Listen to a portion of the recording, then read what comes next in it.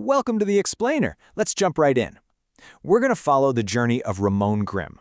Now, Ramon is this aspiring entrepreneur, has a degree in agronomy actually, who just quit his job up in Dallas, packed his bags, and moved to San Antonio to launch his very own landscaping business. He calls it Green Acres. And like a lot of new small business owners out there, Ramon knows absolutely everything about his trade, but, well, practically nothing about accounting or taxes. So it begs the question, how does a brand new business actually survive the IRS? I mean, it can feel like a complete maze of regulations, right? Well, to answer that, we're going to follow Ramon chronologically, from his very first earned dollar all the way to filing his first tax return. We're translating dense, complicated tax laws into a practical, on-the-ground survival guide. Okay, Section 1. Income rules for small businesses. You know, what's really fascinating about how the IRS views business income is that there's this massive shortcut available. It's called the gross receipts test. You see, huge corporations are subject to incredibly complex accounting rules, but small businesses, they get a break. As long as Ramon's average annual gross receipts over the prior 3 years don't cross that $30 million mark, his business is officially classified as a small business. And since he's literally just starting out, he easily passes this test, which means he is totally exempt from some of the most burdensome accounting regulations out there, like uniform capitalization rules. Moving right along to Section 2, Navigating Business Deductions. So Congress generally only intends to tax the true net increase in a business's wealth, right? Meaning they allow businesses to deduct the expenses incurred to generate that income. Now, the rule book for what actually qualifies can feel a little vague, but this single sentence right here from IRS Code Section 162, this is the bedrock, the absolute foundation of all business deductions. It establishes the famous ordinary and necessary test. And notice, it doesn't list out every single item you can possibly buy. It just gives us this broad, overarching standard that every single business expense has to meet. Let's actually break those two words down. Ordinary simply means normal or appropriate for the business under the circumstances. And necessary, well, it doesn't mean it's literally a life or death requirement. It just means it's helpful or conducive to the business activity. So for Ramon, buying a $50 hardcover book of beautiful landscape designs for his waiting room, that perfectly passes the test. It keeps his clients occupied, it inspires new designs, so it's genuinely helpful to his business, even if he could technically survive without it. But there's a catch. The IRS also requires deductions to be, quote, reasonable in amount, and this almost always comes up when family is involved. Take this example. Ramon hires his brother Tomas to mow lawns. Now, the going market rate is $20 an hour, but Ramon, being a good guy, wants to help pay for Tomas's college, so he generously pays him $35 an hour. Well, the IRS is going to step in right here. They presume that extra $15 is just a personal gift. So Ramon is only allowed to claim a tax deduction for that $20 market rate.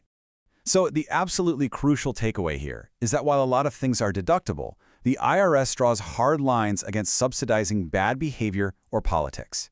Like if Ramon gets slapped with a $200 city fine for violating a watering ban, yeah, no way. He cannot write that off. Similarly, if he makes a $250 political donation to the mayor's re-election campaign, entirely undeductible. Bribes, kickbacks, and any expenses tied to tax-exempt income, those are strictly off the table too. All right, let's hit Section 3, the mixed motive expense trap. Business owners, especially sole proprietors like Ramon, frequently blur the lines between personal benefits and legitimate business costs. It's an easy trap to fall into, and the IRS closely monitors these mixed motive expenditures. Under the personal use test, you obviously can't deduct your personal groceries just because you swiped your business debit card. But clothing is where it gets kind of interesting. If Ramon buys $500 worth of branded landscaping coveralls, he can fully deduct that cost. Why? Because the heavy-duty design and the prominent business logos make them strictly unsuitable for everyday ordinary wear. If you just bought a plain polo shirt, though, the IRS would definitely say that's personal. Now, business travel is notoriously tricky because it strictly follows the primary purpose rule. Let's say Ramon flies to New York for a landscaping seminar. If he spends 3 days at the seminar and 1 day sightseeing, boom, the trip is primarily for business and his entire airfare is 100% deductible. But if he decides to stay an extra week just to sightsee, making it a 10-day trip where only 3 days were actually work, that primary purpose flips to personal. And in that case, his flight deduction vanishes completely. Poof, gone. Now, he could still deduct his lodging and half his meals, but strictly for those 3 specific business days. Vehicles are another major mixed-use asset. Let's say Ramon occasionally drives his personal BMW to meet prospective clients. Out of 7,000 total miles driven this year, he carefully documented that exactly 525 were strictly for business. That means he used the car for business exactly 7.5% of the time. So, out of his $6,120 in total operating costs for the BMW, he can only deduct that 7.5% portion, which comes out to just $459. You absolutely have to allocate these expenses strictly. Okay, Section 4. Choosing your tax year. So once Ramon actually figures out what he earned and what he spent, he has to determine the specific timeline to report all this to the IRS. You generally have a few options for your tax year: a standard calendar year, a fiscal year, or a highly specific 52-53-week year. But here's the twist. It's restricted based on your business structure. Because Ramon, with his CPA's advice, chose to operate Green Acres as a sole proprietorship, he doesn't actually get a choice. He's legally locked into reporting on a standard calendar year ending December 31st. And that's true, even though he didn't actually open his doors for business until May. All right, finally, Section 5, cash versus accrual methods. Before filing, Ramon has to make what is arguably his most impactful strategic decision: choosing an accounting method. And there's a massive tension here. Financial accounting, the kind you show to a bank or an investor, really prefers the accrual method because it perfectly matches revenues and expenses. It prevents a business from hiding its true profitability. But for tax accounting, the cash method is absolute king for small businesses.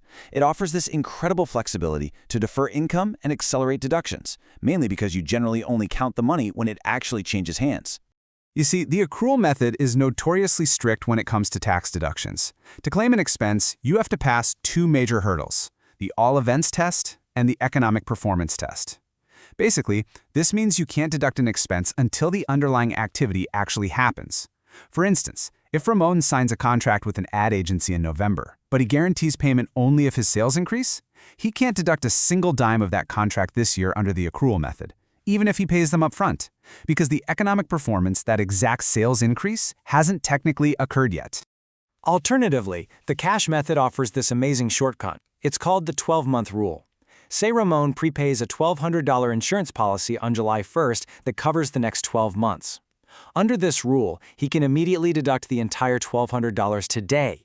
As long as the contract is 12 months or less and doesn't bleed into the year after next, the cash method lets you take the deduction right away. It's a real game changer that vastly simplifies your bookkeeping and instantly lowers your current tax bill. So Ramon's CPA runs his first-year numbers using both methods. Under accrual, his taxable income sits at over $15,000. But under the cash method, by deferring his unpaid client invoices to next year and accelerating his prepaid expenses today, his taxable net income drops to just $7,979. By making one simple, perfectly legal choice of accounting method, Ramon saves himself from paying taxes on an extra $7,220 this year. That is huge for a new business. And here it is, the whole shebang. Ramon's actual completed Schedule C tax form. If you look closely right there on line 31, it shows exactly where all those strategic cash method decisions landed him. A net profit of $7,979 in the eyes of the IRS. He officially survived his first year. So having walked through Ramon's journey, take a second to reflect. Now that we understand the rules of the game, from the ordinary and necessary tests to the incredible impact of cash versus accrual accounting, what perfectly legal tax strategies could you start applying to your own business tomorrow? What hidden deductions might you be leaving on the table right now? Thanks so much for joining me on The Explainer.